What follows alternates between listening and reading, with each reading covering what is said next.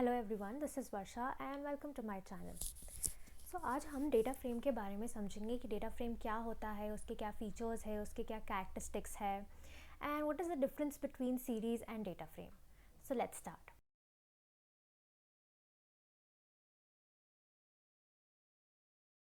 Data frame basically एक 2 dimensional data structure होता है जिसमें हमारे कॉलम्स और रोज़ होते हैं।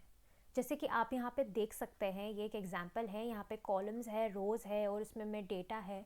मैं डेटा कुछ भी डाल सकती हूँ। यहाँ पे हेट्रोजीनियस टाइप ऑफ डेटा डाल सकता है, जो कि मेरा इंटीजर वैल्यू, फ्लोट वैल्यू, नैन और मेरा स्ट्रिंग, मेरा कैरेक्टर सब डाल सकता है। मैं इसमें सारे टाइप्स ऑफ डेटा टाइप्स डाल सकती हूँ। मतलब ये एक हेट्रोजीनियस डेटा डाल सकती हूँ। साइज़ म्यूटेबल मतलब मैं इसकी साइज़ चेंज कर सकती हूँ। वैल्यू म्यूटेबल मतलब मैं अपनी वैल्यूज़ भी चेंज कर सकती हूँ। एंड इसमें लेबल्ड एक्सेस होते हैं, जो कि रोज़ और कॉलम्स होते हैं। जो कि रो इंडेक्स होता है हमारा एक्सेस 0 और कॉलम इंडेक्स होता है हमारा एक्सेस 1। तो बेसिकली ये एक लेबल्ड एक्सेस रहते हैं। यहाँ पे जो हमारे रोज़ होते हैं बाय डिफ़ॉल्ट 0 1 2 3 4 रहते हैं, और अगर हमने कॉलम्स भी नहीं दिए रहते तो 0 से ही स्टार्ट होते हैं। हम इसमें अर्थमेटिक ऑपरेशंस भी परफॉर्म कर सकते हैं रोज़ और कॉलम्स में। ठीक है। ये फीचर्स है कुछ, जो कि है size mutable, value mutable, heterogeneous data, इसमें लेबल्ड एक्सेस रहते हैं and yes you can perform arithmetic operations on row and columns. Okay. So ये एक स्ट्रक्चर है जो कि आपको दिख रहा है डेटा फ्रेम का। ये एक 2D डेटा स्ट्रक्चर रहता है, 2 डायमेंशनल डेटा स्ट्रक्चर रहता है डेटा फ्रेम। इसके मेजर कैरेक्टरिस्टिक्स ये रहते हैं, सबसे ज़्यादा इंपॉर्टेंट इसमें यहाँ कॉलम्स और रोज़ रहते हैं। जैसे सीरीज़ में हमारे पास इंडेक्स और डेटा रहता था, जिसमें हमको सबसे पहले अगर कोई भी क्वेश्चन दिया रहता है सीरीज़ में, तो हमें उसका इंडेक्स और डेटा आइडेंटिफाई करना रहता है, राइट। जब हमें डेटा फ्रेम का क्वेश्चन दिया रहेगा तो हमें उसमें रोज़ क्या होगा, कॉलम्स क्या होगा, हमारा डेटा क्या होगा, ये सब आइडेंटिफाई करने रहते हैं, क्योंकि एक 2D डेटा स्ट्रक्चर है। तो इसके मेजर कैरेक्टरिस्टिक्स ये रहते हैं कि इसमें 2 एक्सेस रहते हैं। सबसे पहले तो रोज़ रहते हैं, फिर उसके बाद कॉलम्स रहते हैं।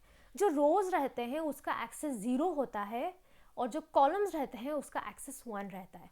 ये 1 मार्क के क्वेश्चंस में पूछा गया है, जो हमारे सेक्शन ए में जो हमारे पास MCQs या शॉर्ट फॉर्म्स में हमको शॉर्ट 1 वर्ड में आंसर लिखने रहते हैं ना, उसमें पूछा जाता है कि कॉलम इंडेक्स का एक्सेस क्या है, रो इंडेक्स का एक्सेस क्या है। इसलिए मैंने यहाँ पे बोल्ड में करके रखा है इसे। ठीक है। उसके बाद row index is known as index, हम लोग रोज को इंडेक्स कहा जाता है, और column index is known as column names. ठीक है। ये मेजर कैरेक्टरिस्टिक है। अब सिंटैक्स पे आते हैं। तो बेसिकली हमारा डेटा फ्रेम का सिंटैक्स क्या होना चाहिए। जैसे हमारे सीरीज़ का सिंटैक्स होता है, सीरीज़ का object is equal to pd dot series. उसमें हमारा सबसे पहले तो डेटा होता है, इंडेक्स होता है, फिर डी टाइप होता है और कॉपी होता है। यहाँ पे सेम है, बस यहाँ पर कॉलम्स आ गया। ठीक है।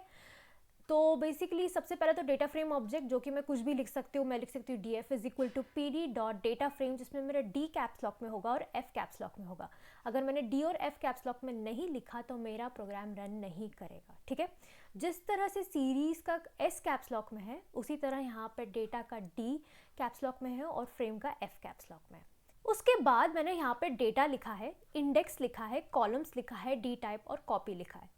डेटा मतलब मैं यहाँ पे किसी भी टाइप का डेटा डाल सकती हूँ। मैं यहाँ सीरीज डाल सकती हूँ, लिस्ट डाल सकती हूँ, डिक्शनरी डाल सकती हूँ, एंडी अरेज डाल सकती हूँ, कुछ भी डाल सकती हूँ। ठीक है।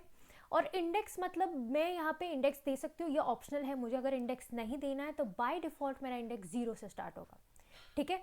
सिमिलरली कॉलम्स, यहाँ पे कॉलम्स लिखा हुआ है, कॉलम नहीं है, कॉलम्स है।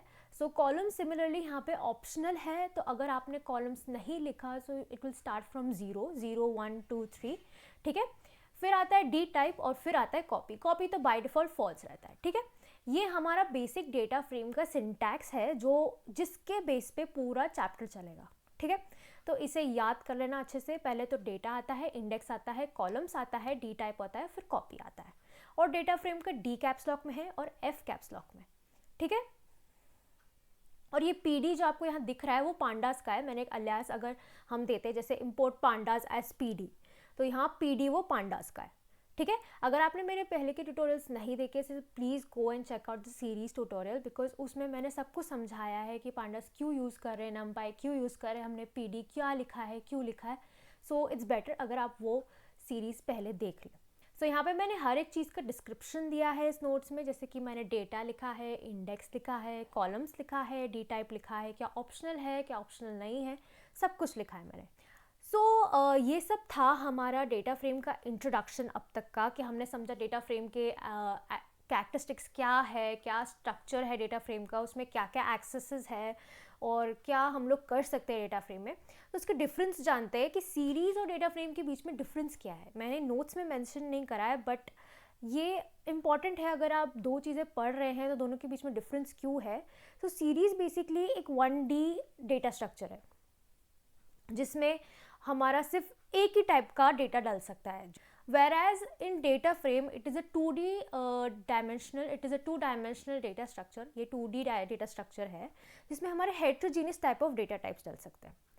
ठीक है, मतलब मैं यहाँ पर, जैसे कि आपको यहाँ पे दिख रहा है ये स्ट्रक्चर है, मैं NaN डालूँ, मैं इंटीजर डालूँ, फ्लोट डालूँ, स्ट्रिंग डालूँ, कुछ भी डालूँ, कुछ फ़र्क नहीं पड़ता है। ठीक है, यहाँ पे हर टाइप का डेटा डल सकता है, इसलिए 2D डेटा स्ट्रक्चर है।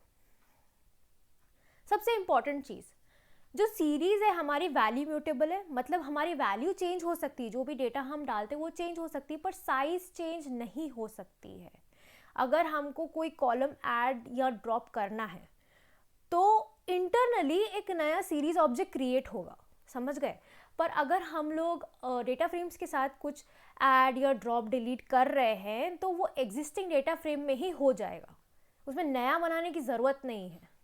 ठीक है, अगर हम लोग डिलीट कर रहे हैं तो उसमें नया बनाने की ज़रूरत ही नहीं है, अगर हम ऐड कर रहे हैं तो नया बनाने की ज़रूरत नहीं है।